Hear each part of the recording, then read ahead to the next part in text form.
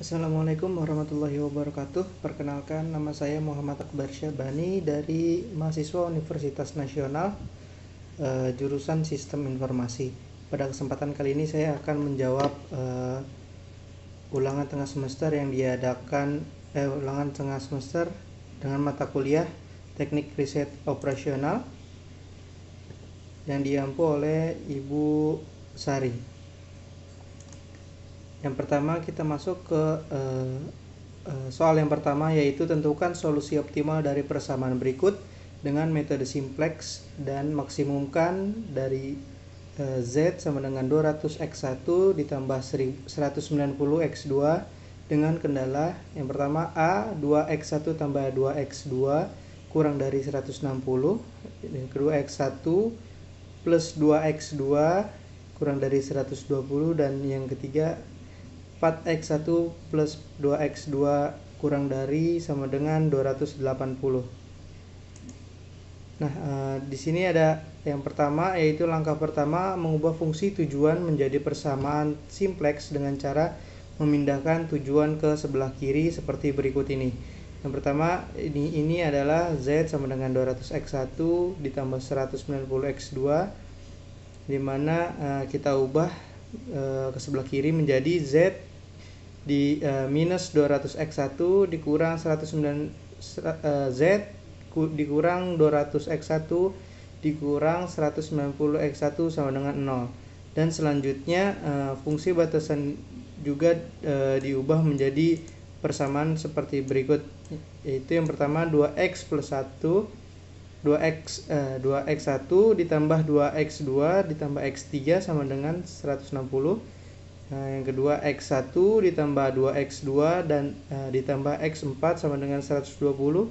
Dan yang ketiga 4x1 ditambah 2x2 ditambah x5 sama dengan 280. Nah, persamaan simplex ini dengan cara mengubah menjadi nilai persamaan dan memberikan satu tambahan variabel untuk setiap batasannya. Maka menjadi seperti yang ini. Nah, selanjutnya masuk ke langkah kedua, yang dimana membuat tabel simplex dengan cara memindahkan semua nilai koefisien dalam persamaan simplex, yang dimana pada tabel berikut ini, yaitu x1 di tabel Z ada minus 200, 190, 0, 0, 0, 0. Yang kedua ada x3, yang dimana nilai x1 nya 2, nilai x2 nya 2, nilai x3 nya 1, nilai x4 dan x5 nya 0, dan NK nya yaitu nilai koefisiennya 160. Dan di ketiga ini ada x4, yang dimana nilai x1 nya 1, x2 nya 2, x3 dan x4 nya x3 nya 0, x4 nya 1, x5 nya 0, dan nilai koefisiennya 120. Dan yang ketiga x5 ini ada dimana nilai x1 nya 4, x2 nya 2, x3 nya 0, x4 nya 0, x5 nya 1, dan nilai koefisiennya 280. Masuk ke langkah ketiga, yaitu menentukan kolom kunci, yang dimana kolom kunci ditentukan dengan mencari nilai negatif terbesar pada baris fungsi tujuan, yaitu Z. Dan di sini nilai Z yang ada di X1 yaitu minus 200. Nah, X1 ini merupakan kolom kunci karena negatif terbesar, yaitu minus 200. Selanjutnya masuk ke langkah keempat, yaitu menentukan baris kunci dengan cara nilai kanan dibagi dengan nilai kolom kunci. Lalu dari hasil pembagian dipilih angka positif terkecil. Nah, kita bisa lihat di tabel yang di kanan, sebelah kanan, yaitu dimana baris Z sama dengan 0 dibagi minus 200, yaitu bernilai tidak terdefinisi. Kedua, baris X3 dimana 160 dibagi 2 yaitu 80. Baris keempat X4, baris ketiga X4 yang dimana 120 dibagi 1 yaitu 120. Dan baris keempat ada X5, yang dimana 280 dibagi 4 yaitu menjadi 70. Nah, di sini positif terkecilnya ada di baris keempat, yaitu baris X5. dan menghasilkan tabel seperti berikut ini yang ada di bawah ini. Nah, selanjutnya masuk ke langkah 5, yaitu menentukan angka kunci, yaitu perpotongan antara kolom kunci dan baris kunci, yaitu 4. Lalu dilihat kembali pada tabel simplex apakah masih ada nilai negatif atau tidak pada fungsi tujuan. Kalau tidak ada, maka tabel simplex sudah optimal, namun jika masih ada, maka kita melakukan perhitungan kembali sampai tidak ada nilai negatif pada fungsi tujuan, yang dimana di Z pada X1 nya minus 200 dan di X2 nya 190 dan di X3 nya 0, dan di sini langsung masuk ke X5 yang dimana nilai X1 nya adalah 4 seperti tabel yang ada di sini. Oke, kita masuk ke langkah ke-6, yaitu menentukan baris baru. Karena masih nilai negatif pada baris Z, maka nilai baris baru didapat dari pembagian baris kunci lama dengan angka kunci, yang dimana pada tabel yang lama di bagian tabel kiri kita hasilkan, kita bagi 4 lagi pada di baris X5. Pada baris X5 kita ubah menjadi X1, jadi maka hasilnya seperti ada di tabel di sebelah kanan. Maka hasilnya seperti samping, dan baris X5 menjadi baris X1, yaitu dari kolom kunci sebelumnya. Nah, langkah ke-7 yaitu melengkapi tabel simplex tersebut dengan cara angka pada baris lama dikurangi dengan baris kunci baru yang dikalikan dengan angka kolom kunci yang bersangkutan, yang dimana angka baris lama yang ada di tabel ini, tabel kecil ini untuk baris Z, yang dimana X sama dengan minus 200, dan kemudian masuk ke tabel yang ada angka baris barunya yang di sebelah kirinya. Nah, selanjutnya nilai X ini adalah nilai pada kolom kunci, yang dimana untuk baris X1 nya kita setelah diubah X5 menjadi X1 seperti di tabel bawah ini, dan untuk baris X4 nya ada di sebelah sini tabel ini, dan untuk baris X3 nya seperti ini. Oke, kita masuk ke, maka tabel simplex kedua menjadi seperti ini, yaitu di mana Z X1 nya bernilai 0, X2 nya minus 90, X3 0, X4 0, X5 0, X5 50, dan nilai koefisiennya adalah 14.000. Yang kedua X3 nya, baris X3 ada di pada nilai X1 nya 0, X2 nya 1, X3 nya 1, X4 nya 0, X5 nya minus setengah, dan nilai koefisiennya 20, dan X4 nya nilai di X1 nya 0, X2 nya 3/2, X3 nya 0, X4 nya 1, X5 nya minus 1/4, dan nilai koefisiennya 50, dan X1 memiliki nilai X1 yaitu 1, X2 nya setengah, X3 nya 0, X4 nya 0, X5 nya 1/4, dan nilai koefisiennya 70. Nah, berikutnya masuk ke langkah 8, yaitu melihat kembali pada baris Z apakah masih ada negatif atau tidak. Karena masih ada, maka melakukan iterasi kembali, yaitu di bagian Z dan di baris X2, nilai di X2 yaitu masih minus 90.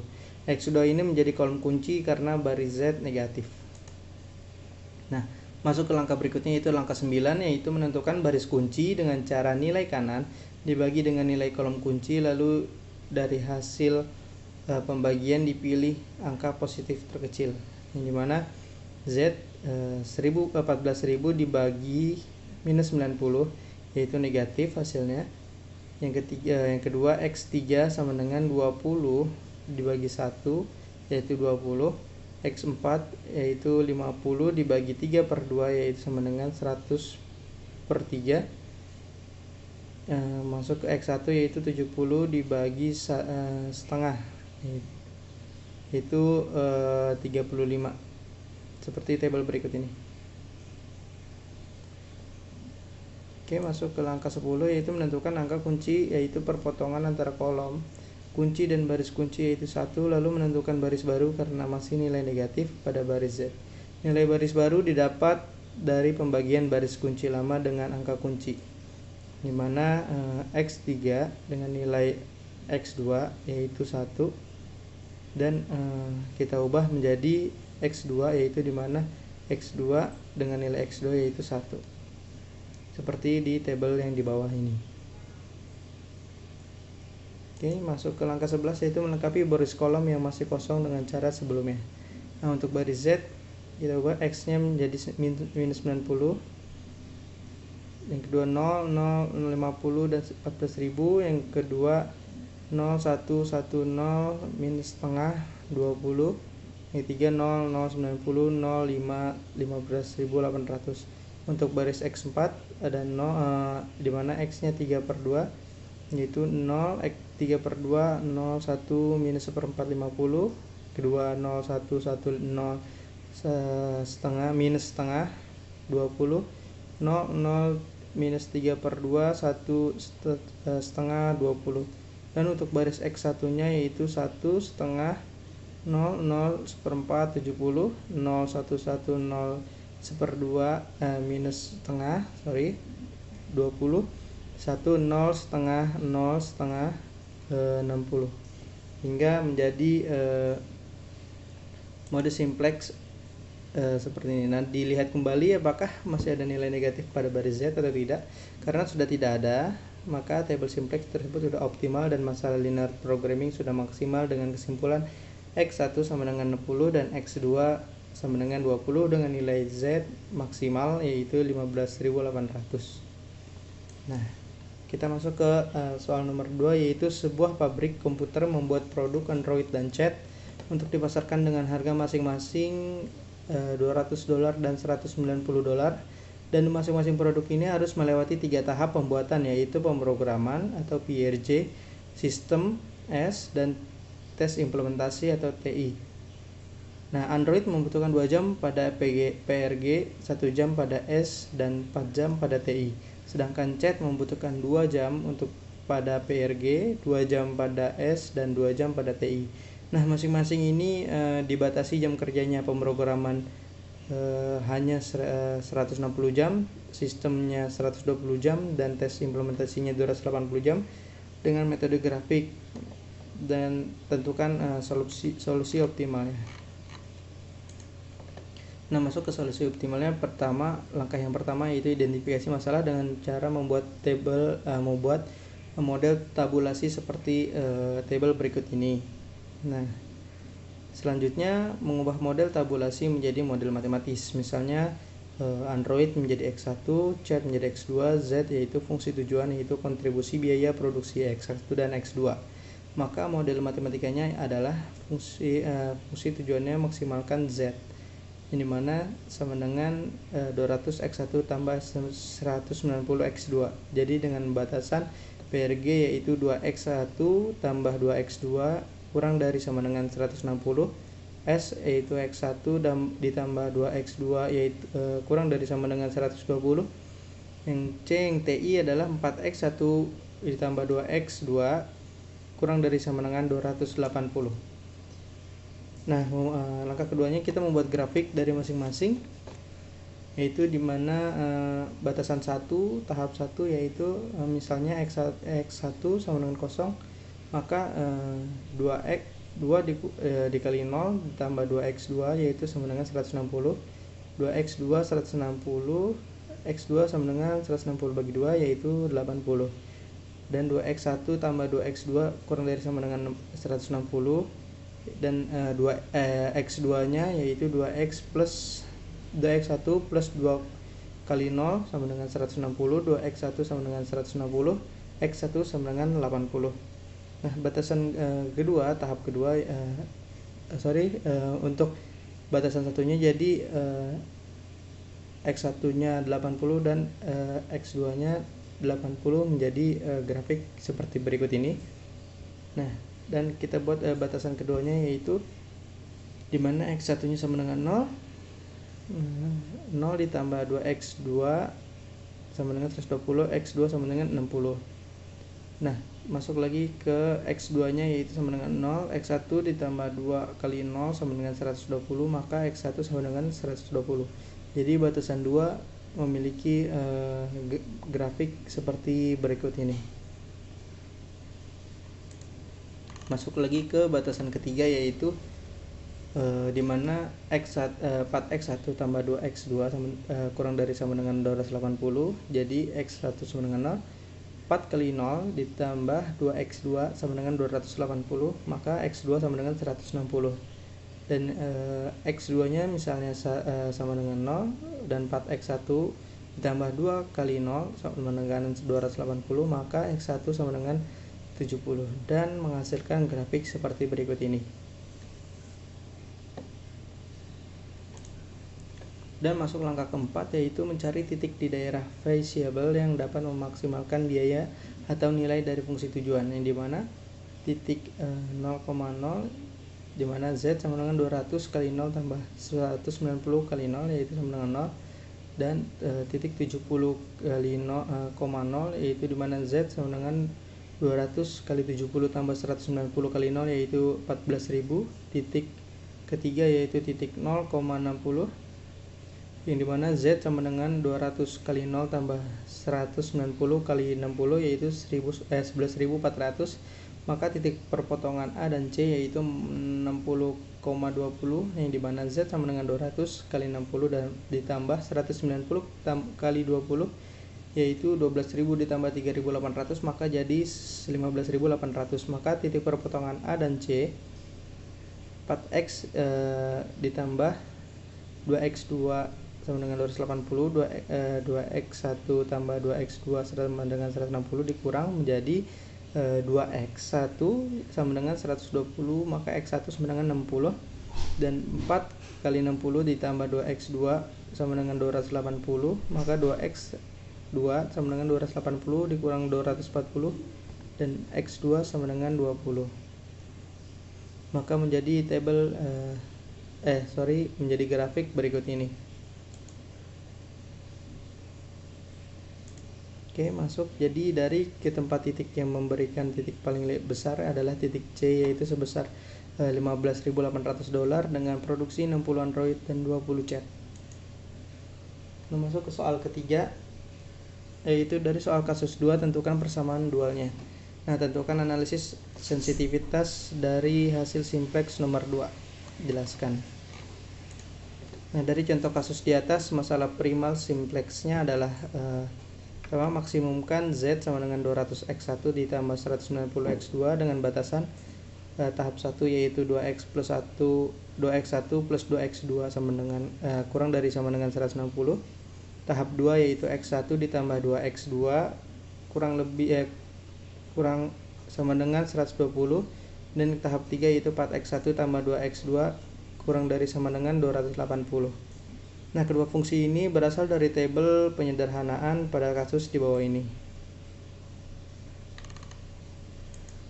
Nah, maka tabel penyederhanaan kasus primal simplex apabila dijadikan dual maka menjadi seperti tabel ini, dan apabila diganti notasi umumnya pada dual maka menjadi tabel yang seperti berikut ini. Nah, maka fungsi tujuan dan batasan persamaan dualnya yaitu meminimalkan Y sama dengan 160Y1 ditambah 120Y2 ditambah 280Y3 dengan batasan 2Y1 ditambah Y2 ditambah 4Y3 lebih dari sama dengan 200, yang kedua 2Y1 ditambah 2Y2 ditambah 2Y3 yaitu lebih dari sama dengan 190. Maka analisis sensitivitasnya bermanfaat untuk menghindari pengulangan perhitungan dari awal apabila terjadi perubahan-perubahan pada masalah simplex. Pengecekan dapat dilakukan dengan menggunakan beberapa nilai dari tabel simplex optimalnya, khususnya nilai-nilai yang berada di bawah variabel dasar, kecuali dari baris tujuan.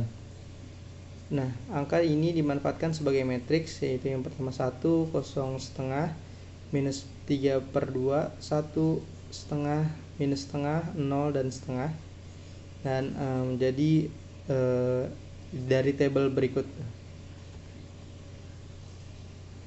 Oke, masuk ke pengujian atau pembuktian 1 yang dimana menentukan koefisien pada fungsi tujuan simplex yaitu Z sama dengan 200x1 ditambah 190x2 sesuai urutan, maka koefisiennya adalah 190,0,200 dan dikalikan dengan nilai koefisien dengan metrik 3 kali 3 seperti contoh berikut ini. Nah, metrik ini merupakan variabel X3, X4, dan X5 pada baris Z. Tabel optimal dengan hasil ini dibuktikan nilai-nilai tersebut benar dan dapat dipercaya. Seperti tabel berikut ini. Oke. Dan pengujian pembuktian keduanya yaitu menentukan nilai kanan dari setiap batasan yaitu 160, 120,280 yaitu mengkalikan nilai tersebut dengan matriks 3 kali 3 dengan rumus seperti ini. Nah, matriks ini merupakan nilai NK pada tabel simplex optimal. Dengan hasil ini dibuktikan nilai-nilai tersebut benar dan dapat dipercaya. Seperti tabel berikut ini. Oke, sekian presentasi dari saya, kurang lebihnya mohon maaf. Wabillahi taufiq wal hidayah. Assalamualaikum warahmatullahi wabarakatuh.